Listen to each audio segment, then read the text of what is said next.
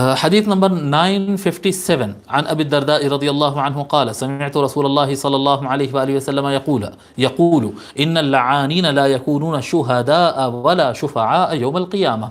حضرت ابو الدرداء رضی اللہ عنہ روایت فرماتے ہیں کہ میں نبی اکرم صلی اللہ علیہ وآلہ وسلم کو ارشاد فرماتے ہوئے سنا کہ بے شک کثرت سے لعنت کرنے والے،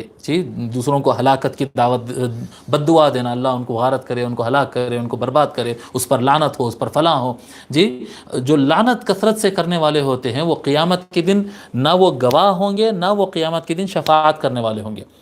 یعنی ان کو اگر وہ لعنت کرنے والے نہیں ہوتے تو کئی چیزیں ایسے ہو سکتی. مثال کے طور پر میں اس میں سمجھانا چاہتا ہوں، جیسا کہ ایک حافظ قرآن ہے، ایک حافظ قرآن کے بارے میں کہا گیا ہے کہ وہ اپنے گھر والوں میں، اپنے خاندان میں ایسے 10 افراد جن کے لیے دوزخ طے ہو چکی ہے، ان کے لیے شفاعت کر کے، ان کو اللہ سے ریکویسٹ کر کے، شفاعت کر کے ان کی گناہوں کو معاف کروا سکتا ہے، ان کی جہنم کی سزا کو کینسل کروا کے انہیں جنت میں لا سکتا ہے. یہ ایک حافظ، ایسا حافظ جو قرآن پر عمل کرتا ہو، قرآن یاد بھی رکھتا ہو اور قرآن بھی عمل بھی کرتا ہو، اس کا یہ مقام ہے. لیکن اگر وہ حافظ قرآن ہو اور اس کی زبان خراب ہو اور وہ گالی گلوچ کرتا ہو اور لعنت کثرت سے اور بد دعاؤں کی کثرت کرتا ہو، تو یہ وہ جو شفاعت کا اور جو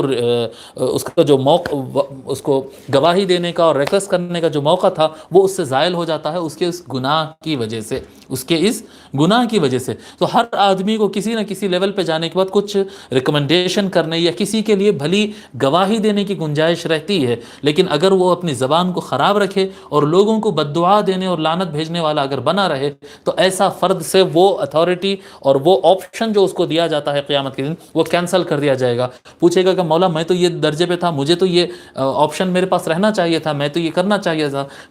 بتایا جائے گا اس کو کہ تیری زبان بڑی خراب تھی اور جو کثرت سے لعنتیں کرتا تھا اور برے الفاظ کہتا تھا، اس وجہ سے تیری گواہی بھی آج تجھ سے گواہی بھی نہیں لی جائے گی اور تجھ کو شفاعت کرنے کی پرمیشن بھی نہیں رہے گی.